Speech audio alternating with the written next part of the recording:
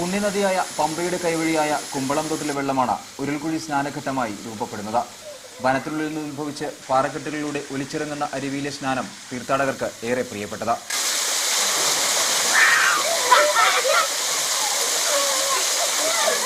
പാറക്കെട്ടിൽ വെള്ളം പതിക്കുന്നിടത്ത് ഉരുൾ പോലെ രൂപാന്തരം പ്രാപിച്ചതാണ് ഉരുൾക്കുഴി എന്ന പേരിന് കാരണം. ഒരാൾക്ക് മാത്രം സ്നാനം ചെയ്യാവുന്ന വിധത്തിലാണ് ഉരുൾക്കുഴിയുള്ളത്. മഹർഷി നിഗ്രഹത്തിന് ശേഷം അയ്യപ്പൻ വന്ന് സ്നാനം ചെയ്ത സ്ഥലമാണ്. വിശ്വാസത്തിലാണ് ഞങ്ങൾ ഇവിടെ വന്ന് കുളിക്കുന്നത്.